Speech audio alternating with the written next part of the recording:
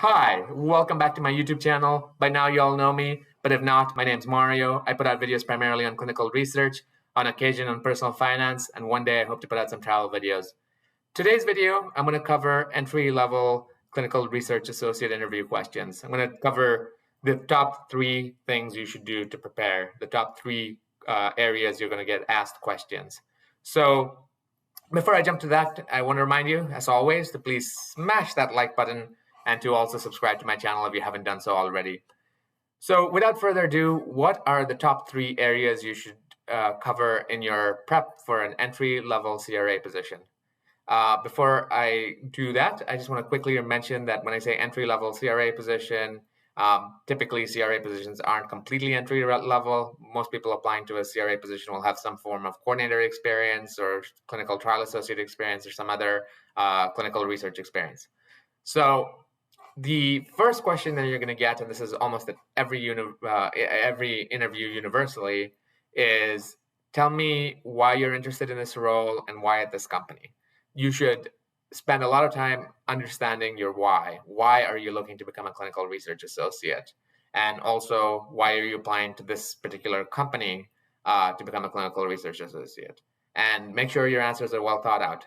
My guess to the latter question of why you're applying to this company is, well, it's the company that you applied to that offered you an interview. Don't say that. That's probably the real case, but come up with a much more structured answer.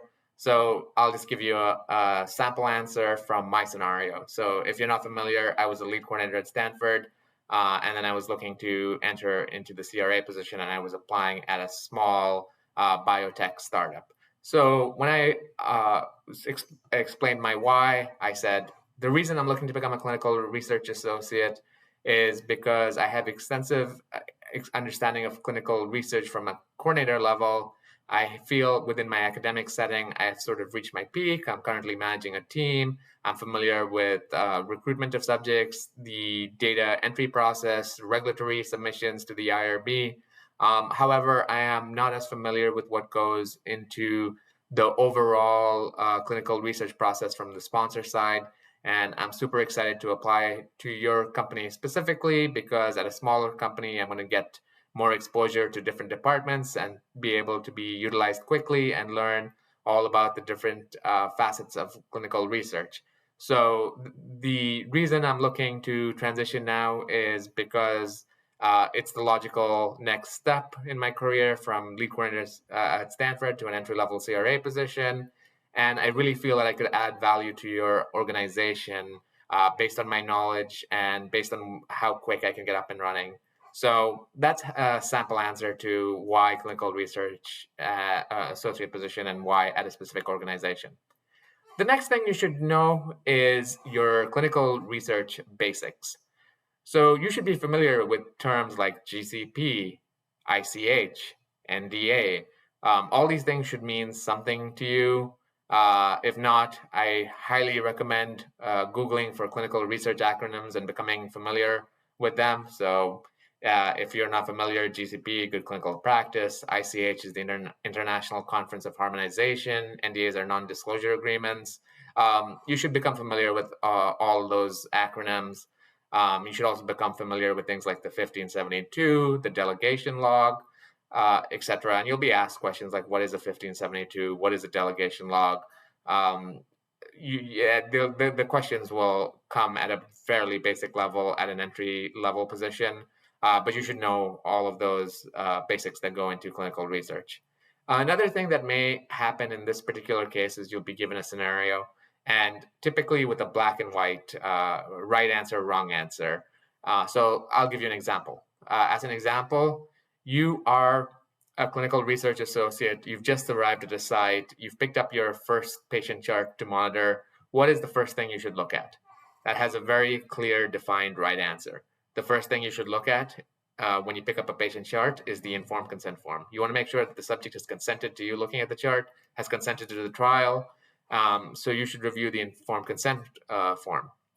You may be asked more in-depth questions. Can you walk me through what you do to review the informed consent? And then you want to go into things like, in order to thoroughly review the informed consent form, I look through, make sure that all pages are present, all signatures are done correctly. I also look at the informed consent process. I want to make sure that the site has documented that the subject was told their risk, benefits, alternatives, that the subject was given time to review and decide, that the subject is aware that their participation in the clinical trial is voluntary, and that they consented to the study. I also want to make sure that they were given a copy for their records. So those are the top few areas that I would look at when I look at the informed consent. Pages present, signatures appropriately signed, the person that performing the informed consent process is delegated on the delegation log to do informed consent. So these are all things you would do in reviewing an informed consent. You should have a pretty good understanding of some of this if you've been a coordinator.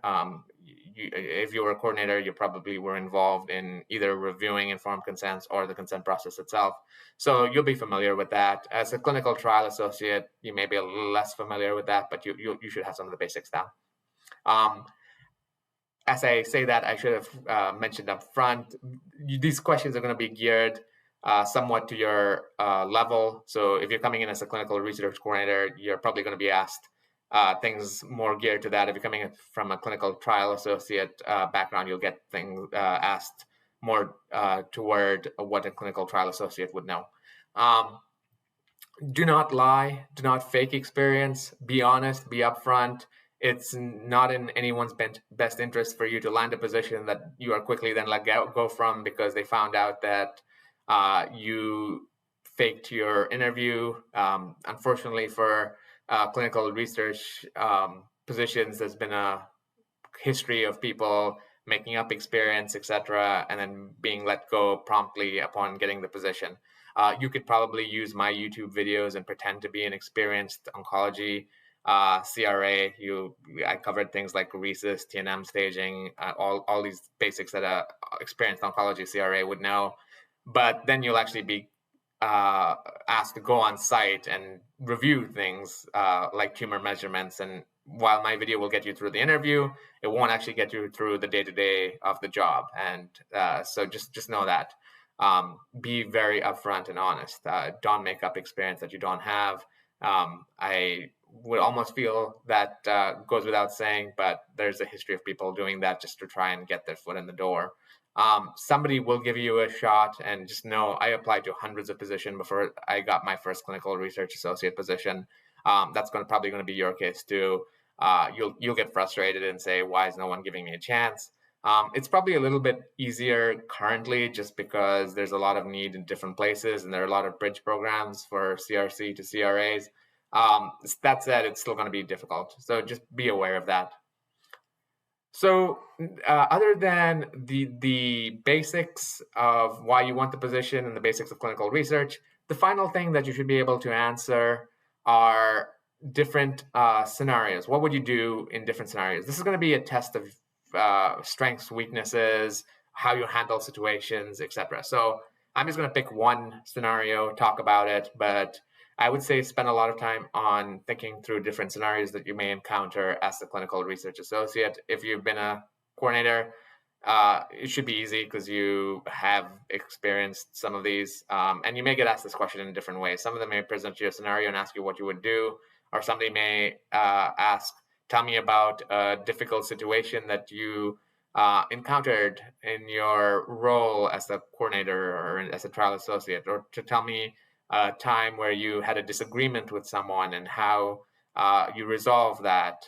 You'll get a lot of these, tell me about a time, tell me about a situation, tell me about. So here's my sample question that I'm going to make up on the fly here, so bear with me. But you are a clinical research associate, you land on the site, you've never been to the site before, and as you bring up issues that you find the site is very defensive and combative about them, they every time you say something needs to be corrected, they argue with you and tell you, hey, this is how we've done it in the past, or some form of combative response rather than working with you. How would you handle such a situation? So the key to such a situation, and then somewhere in your answer should be root cause. You're experiencing this, but there's a reason you're experiencing this. So the question is why? So the way I like to answer that kind of a question is, I want to really understand why the site is being combative, why they're being argumentative to the CRA. There are a couple of typical reasons that I can think of for such a scenario. One is they're dissatisfied or angry at the sponsor. One is that they've had a lot of CRA transitions and different CRAs are telling them to do different things. So now they feel that they're getting yet another set of instructions. I really spent some time to try and understand why the site is behaving in the way they are, and also how can I help them. But once I have a good understanding of what the issue is, then I can suggest a solution. So, for example, if it's because they're having experience with high CRA turnover, what has the previous CRA told them, or what was the relationship like with the previous CRA? How can I build a better relationship? How can I help the site improve? What can go into that? If it's an issue with the sponsor, can I set up a call with the sponsor? Can we talk through some of the issues that your site's experiencing? How can we help you? It's in everyone's best interest for us to have the best possible relationship. So a relationship building's extremely important. So that take time to understand the why of the problem, the root cause essentially. Then I would try to come up with potential solutions, discuss them, and then I'd look at the effectiveness of these solutions. So say I have a call with a sponsor, or I find out and I do what I think is right to address it. How effective is what I've done to solve the problem? So those are the kinds of questions that you'll get. So I don't want to make this video too long. These are the top 3 areas I would really emphasize when you're preparing for your entry-level clinical research associate interview.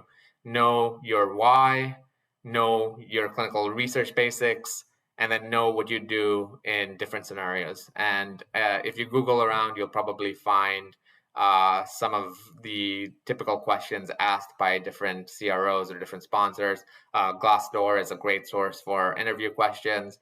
So I'd prep with a few of those, and just good luck with the interview. Just know that first clinical research associate position is going to be challenging to get. And I fully understand that. You're going to be applying for a while. You're going to go through interviews. You're going to get frustrated.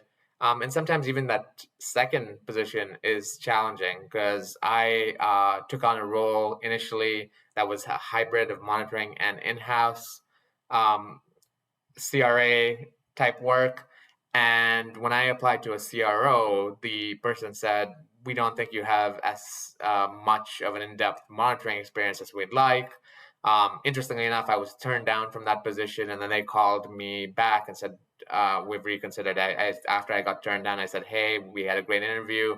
I love your organization. This is the skill set that I feel I'd bring. If you ever want to reconsider, let me know. I'm available to work. And what do you know, a few months later, they said, hey, we've reconsidered. We think you'd be a great fit for your organization. It was perfect timing, and I started there in January.